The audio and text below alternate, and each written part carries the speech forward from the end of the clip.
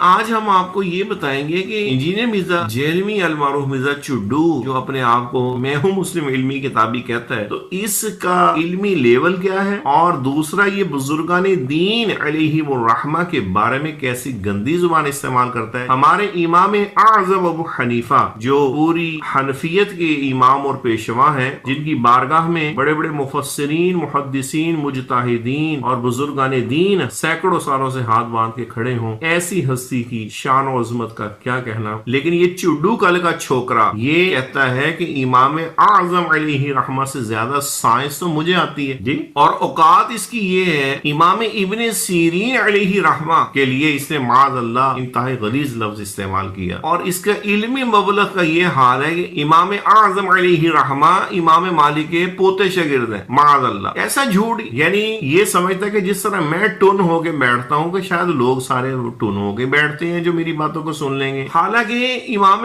اعظم کے جو شاگرد امام محمد ہیں ان کی ملاقات ہی امام مالک سے 158 یا 57 ہجری میں ہوئی ہے، پہلی ملاقات، اور 150 ہجری میں امام اعظم فوت ہو چکے تھے۔ تو اب مجھے بتائیں یہ عالم ارواح میں امام محمد نے امام مالک سے شاگردی کر کے پھر عالم ارواح میں امام اعظم کو جا کے پڑھایا تھا، معاذ اللہ، جو یہ کہتا ہے۔ 18 سال عمر تھی امام محمد علیہ رحمہ کی جب امام اعظم وصال فرما گئے، اور پھر 7-8 سال بعد جا کے امام اعظم کے وصال کے امام محمد جو ہے امام مالک سے پہلی ملاقات ان کی ہوتی ہے مدینہ شریف میں، اور یہ کہتا ہے کہ نہیں وہ تو ان کے پوتے شاگرد ہیں۔ امام ابو یوسف علیہ رحمہ کے حوالے سے حنفیوں پر الزام لگاتا ہے کہ ان کے فتوی طلاق کی وجہ سے امام مالک کے بازو تڑوائے گئے، حالانکہ امام ابو یوسف علیہ رحمہ 170 ہجری کے بعد قاضی کا عہدہ سنبھالا ہے، اور امام مالک کے جو مونڈے اتروائے گئے ہیں وہ 147 ہجری میں اتروائے گئے ہیں۔ تو یعنی تقریباً 23-24 سال بعد جا کے جو شخص قاضی بن رہا ہے اس کے فتوے سے 23-24 سال پہلے جو ہے وہ سزا مل رہی ہے امام مالک کو، معاذ اللہ۔ حالانکہ حقیقت یہ تھی کہ امام مالک کا اپنا ہی فتویٰ تھا خلیفہ وقت کے خلاف، جس کی پاداش میں جس طرح لوگوں کا طریقہ کار ہوتا ہے ہر دور میں کہ حکمرانوں کے آنکھ میں جو کھٹکتا ہے اس کو جیل ڈلوا دیا جاتا ہے، اور موجودہ دور میں آپ دیکھ لیں ڈاکٹر آصف اشرف جلالی صاحب کو 3-4 مہینے جو جیل میں رکھا گیا بغیر کسی جرم کے، صرف یہی تھا ان لوگوں کے ایجنڈے کے درمیان رکاوٹیں، رافضیت کا اس پارٹی میں ہونے کا ایک ناجائز فائدہ، اہل سنت کے علماء کو ڈیگریڈ کرنا۔ تو خیر یہ ایک الگ موضوع ہے، کہنے کا مقصد یہ ہے کہ موصوف کے تاریخی لیول کا یہ عالم ہے۔ پھر اس کی علمی اوقات یہ ہے کہ اصول محدثین میں ایک اصطلاح ہوتی ہے تدلیس اور ایک ہوتی ہے ارسال خفی۔ جناب تدلیس کی تعریف کرتے ہیں لیکن ان کو یہی ہوش نہیں ہوتا کہ میں تدلیس کی تعریف نہیں کر رہا، یہ تو ارسال خفی کی ہے۔ دوسرے لفظوں میں تدلیس اور ارسال خفی کی ان کو فرق کا نہیں پتا، اور بیٹھے ہوتے ہیں کہ جناب فلاں حدیث، یہ حدیث، وہ حدیث، یہ حدیث۔ اس بندے کو اصول حدیث کی وہ بنیادی چیزوں کا نہیں پتا جو ابتدائی طالب علم درس نظامی میں سیکھتا ہے، اس بندے کا علمی کتابی کہنا ایسے ہی ہے جیسے کسی کتے کو شیر کہنا۔ پھر کہتا ہے کہ بیٹھ کر پیشاب کرنا سنت نہیں ہے بلکہ معاذ اللہ کھڑے ہو کے پیشاب کرنا سنت۔ اب پتہ نہیں اب اس کے ابا جی نے اس کے کان میں ڈال دیا کہ میں چونکہ کھڑے ہو کے پیشاب کرتا ہوں لہذا میری عزت رکھ لے، اور نبی پاک پہ جو ہے معاذ اللہ جھوٹا الزام لگا دے۔ حالانکہ ترمذی شریف کی حدیث پاک میں ام المؤمنین سیدہ عائشہ صدیقہ رضی اللہ تعالی عنہا اس بات کا رد فرما رہی ہیں، اور یہ لوگوں کو ترغیب دے رہا ہے کہ تم کھڑے ہو کے پیشاب کرو، اور الٹا پھر کہتے ہیں یہ معاذ اللہ سنت ہے۔ حالانکہ سنت اس چیز کو کہتے ہیں کہ جس کا خلاف کرنے والا مکروہ کا مرتکب ہوتا ہے۔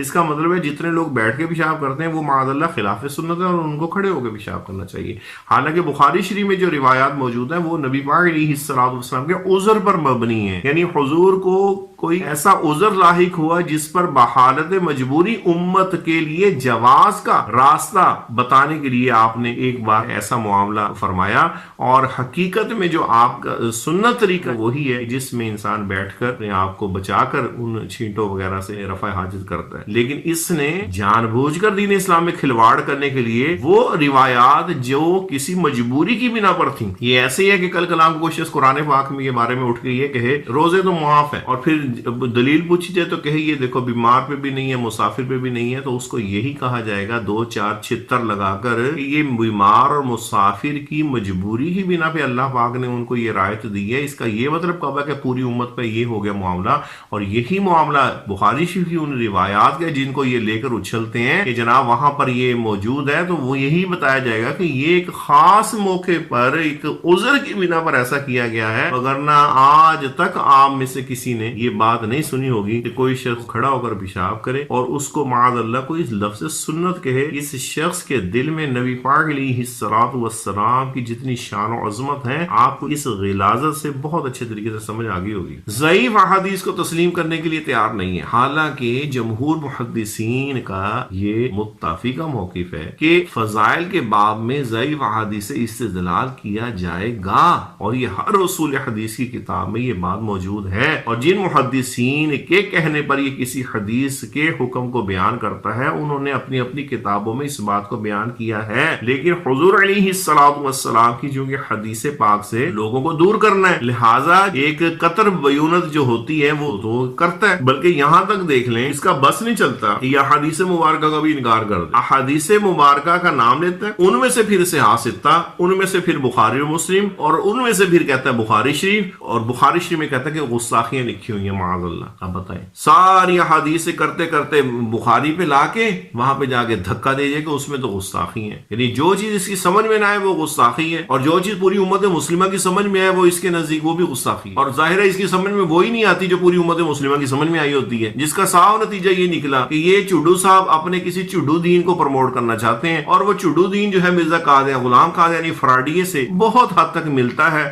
جو کہ آپ کو صاحب کا ویڈیوز میں بھی اندازہ ہو گیا اور مزید آگے آپ کو اندازہ ہوتا رہے گا. اور پھر اس کا جو بابا ایک ناصر البانی بھی ہے جو میں نے صاحب کا ویڈیو میں بتایا تھا، اس کو یہ کہتا ہے آئنسٹائن ہے، وہ تو یعنی احادیث مبارکہ کا آئنسٹائن ہے. اور اس آئنسٹائن صاحب نے یعنی ناصر البانی جو وہابی غیر مقلد ہے، شاہ فیصل نے جس کو نکلوا دیا تھا، جس نے اپنی کتاب کے اندر لکھا ہے کہ نبی پاک علیہ الصلوۃ والسلام کے روزہ مبارک کو یہاں سے نکال دیا جائے مسجد نبوی شریف سے، معاذ اللہ، اس کو آئنسٹائن کہتا ہے. اور وہ ناصر البانی امام بخاری کو مومن مسلمان ہی نہیں سمجھتا، کیونکہ امام بخاری نے کسی حدیث کی تشریح لکھی، وہ ناصر البانی جو ان کا آئنسٹائن ہے اس کو پسند نہیں ہے. اس نے کہا جی اے گل تے کوئی مسلمان مومن کہہ نہیں سکتا، دوسرے لفظوں میں امام بخاری نہ مومن ہے نہ مسلمان ہے. سر یہ تو حال ہے ان لوگوں کا جنہوں نے دین کو کھیل بنایا ہوا ہے، اور اہل سنت کے عقائد و نظریات کو چھوڑ کے شور مچا کے علمی کتابی کا ٹھپا لگا کے وہ یہ کچھ آپ کو دینا چاہ رہے ہیں. پیکنگ نہیں ہے، اندر وہی زہر ہے، اور پیکنگ کو دلکش بنانے کے لیے ایک ریپر پہ اوپر اور ریپر چڑھاتے ہیں، پھر اس کے اوپر اور ریپر چڑھاتے ہیں. کہتے ہیں دیکھیں کتنی خوشنما پیکنگ ہے، ہمارے جیسا تو کسی نے پریزنٹیشن کی کوئی نہیں ہے. اور جب پتا چلے کہ اندر کیا ہے، اندر تو وہی زہر ہے جناب، وہ جو آپ کو سادہ بوتل میں پلا دیں چاہے اس میں پلا دیں، آپ پیتے رہیں اپنے ایمان کی موت مرتے رہیں. جھوٹ اتنا بولتا ہے کہ انتہائی محترم مفتی علی نواز صاحب نے اس کے 100 جھوٹ اپلوڈ کیے ہیں، اور اس ویڈیو کا نمبر ہے 904 جو مفتی علی نواز صاحب کے چینل پر دیکھ سکتے ہیں. 100 جھوٹ جس میں مفتی صاحب نے دونوں چیزوں کو سامنے ہائی لائٹ کیے. اب اندازہ لگائیں جو بندہ 100 جھوٹ، یعنی یہ صرف 100 نہیں ہے، اس کے علاوہ بھی ہیں، لیکن یہ 100 جھوٹ کی ویڈیو ہم آپ کو بتا رہے ہیں مفتی صاحب کی، جو ماشاءاللہ پی ایچ ڈی بھی کر رہے ہیں. حضرت سیدنا خواجہ معین الدین چشتی اجمیری علیہ رحمہ کتنے بڑے بزرگ ہیں سلسلہ چشتیہ کے، پوری امت مسلمہ کے لیے قابل احترام، حتیٰ کہ بد مذہب جو ہیں دیوبندی وہابی وہ بھی ان کی تعظیم کرتے ہیں. ان کے بارے میں اور ان کے مرید جو ہیں حضرت خواجہ قطب الدین بختیار کاکی کے مرید حضرت بابا فرید الدین گنج شکر مسعود ہیں، اور ان کے مرید حضرت خواجہ نظام الدین اولیاء ہیں. یہ ان خواجہ معین الدین چشتی اجمیری علیہ رحمہ کے بارے میں معاذ اللہ ان کو کافر کہتا ہے. پھر کافر کے ساتھ کہتا ہے کہ مرزا غلام قادیانی فراڈی سے بھی بدتر تھے معاذ اللہ. یعنی اس کے نزدیک مرزا غلام قادیانی جو منہ اور نیچے سے لیٹرین کرتا ہوا مرا، جو سراپا کفر تھا، جس کے کفر میں شک کرنے والا بھی کافر ہو جائے، اس کو کہتا ہے وہ خواجہ صاحب سے بہتر ہے، اور خواجہ صاحب اس سے بھی معاذ اللہ بدتر ہے. حضرت سیدنا داتا گنج بخش علی حجویری علیہ رحمہ جو سید ہیں، انتہائی ذی شان ولی ہیں، ان کے بارے میں ان کی کشف المحجوب جو ان کی کتاب ہے کہتا ہے داتا صاحب نے معاذ اللہ اس میں گستاخیاں کی ہیں، یعنی گویا داتا صاحب گستاخ ہے معاذ اللہ. اور پھر کہتا ہے اس کشف المحجوب کو چوراہے پہ رکھ کے آگ لگا دو. اور انہی دونوں بزرگان دین حضرت خواجہ معین الدین چشتی اجمیری علیہ رحمہ اور حضور داتا گنج بخش علی حجویری علیہ رحمہ، ان کے بارے میں کسی اور ویڈیو میں کہتا ہے، یعنی زبان تو ایک ہے نہیں نا، ایک جگہ پر انہیں کافر بھی بنا دیا معاذ اللہ، ایک جگہ گستاخ بنا دیا، دوسری جگہ ان کی توہین اور انداز سے کر دی. کہتا ہے لوور لیول کے ولی تھے، یہ لوور لیول کے. اب یہ یہی بتا سکتا ہے کہ وہ اپر لیول کا ولی کیا ہوتا ہے, لوور لیول کا ولی کیا ہوتا ہے. پھر یہ تابعین کے بارے میں غلیظ لفظ اور چڈو کا لفظ بولتا ہے. یہ چڈو جو ہم کہتے ہیں نا, یہ اسی لیے کہتے ہیں, یہ ہمیں کوئی شوق نہیں ہے, یہ تابعین کے بارے میں یہ لفظ یوز کرتا ہے, تو اس لیے ہم نے اس کو شیشہ دکھانے کے لیے. پھر اوپر سے تعویل بھی کرتا ہے, کہتا ہے چڈو کو برا لفظ تھوڑی ہے, یہ تو ایسے ہی ہے کہ یعنی کوئی جو بے وقوف قسم کے لوگ کو کہتے ہیں, جب بونگا کہہ دیتے ہیں. تو ظاہر ہے جب یہ لفظ برا ہے ہی نہیں تو پھر مرزا چڈو کے فالوورز کو بھی مائنڈ نہیں کرنا چاہیے. مرزا چڈو تو خود کہتا ہے کہ یہ کوئی برا لفظ نہیں ہے, تو لہٰذا جب ہم مرزا چڈو کہیں تو ان کے فالوورز کو چاہیے کہ وہ مرزا چڈو کے جو الفاظ ہیں ان کو ذہن میں لے آیا کریں کہ یہ کوئی برا لفظ نہیں ہے. لہٰذا چڈو ہو یا بونگا ہو, یہ دونوں لفظ مرزا جیلمی کے نزدیک درست ہے. یزید کو معاذ اللہ شرعی تابعی کہتا ہے, بلکہ کہتا ہے وہ تو اس سے بھی اوپر کی چیز تھا. یعنی ایک جگہ نہیں ٹکتا, دوسری جگہ آ جائیں گے اس کے فالوورز, جی وہ تو وہ یزید کے بارے میں یہ کہتا ہے. او بھائی, جو ہم آپ کو بیان دے رہے ہیں آپ اس پہ ہمارے ساتھ نکلو نا اپنی کھڈڑی سے باہر, ہمیں کرو چیلنج. ہمارے تو بہت سارے ایسے لوگ بھی ہیں جنہوں نے چیلنج کیا کہ یہ مناظرے کے لیے آئے تو ہم لاکھوں روپے دینے کے لیے تیار ہیں, اور تم کرو نا چیلنج کہ جی آؤ ہمارے ساتھ بات کرو, بتاؤ ہم نے یہ کہا ہے تو کیوں کہا ہے, کہاں کہا ہے, کس طرح کہا ہے, آؤ نا ہمارے ساتھ. نکلتے کیوں نہیں تم باہر؟ حضرت سیدنا مجدد الف ثانی علیہ رحمہ انتہائی جلیل القدر اللہ کے ولی, ان کے بارے میں کہتا ہے معاذ اللہ وہ فسادی تھے, بر صغیر پاک و ہند میں انہوں نے فساد کیا. اسی طریقے سے امام قدوری علیہ رحمہ, یہ درس نظامی میں فقہ حنفی کی انتہائی معتبر مستند کتاب ہے قدوری شریف, ان کے گاؤں کا نام ہے اور اس سے وہ منسوب ہے امام قدوری علیہ رحمہ. تو ان کے لفظ کو بگاڑ کر معاذ اللہ یہ کہتا ہے قطورے یعنی وہ جو مرزا جیلمی کو جس چھوکری نے جنا ہے نا, اس کے جو بچے ہیں نا ان کی طرف نسبت کرتا ہے. قطورہ کس کو کہتے ہیں, کس کے بچے کو کہتے ہیں؟ اگر مرزا جیلمی کی ماں کے جو بچے ہیں ان کو قطورہ ہی کہیں گے نا.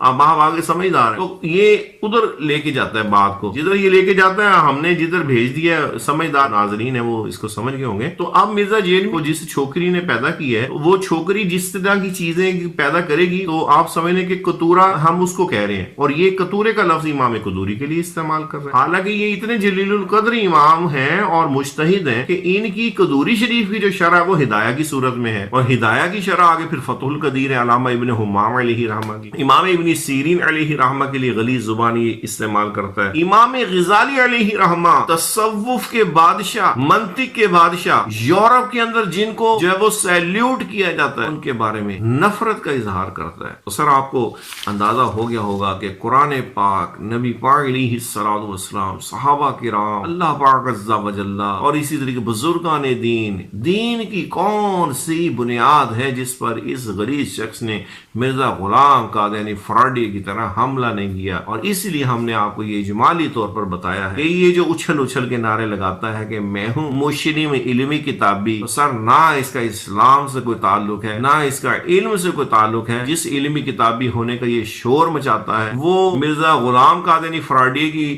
جس طرح کی علمی کتابی روحانی خزائن 23 جلدیں ہیں, اسی طرح کا یہ علمی کتابی میرا خیال یہ اپنے آپ کو کہتا ہے. اللہ پاک عز و جل اس شخص کی اور اس کے فالوورز کی شرارتوں سے ہم سب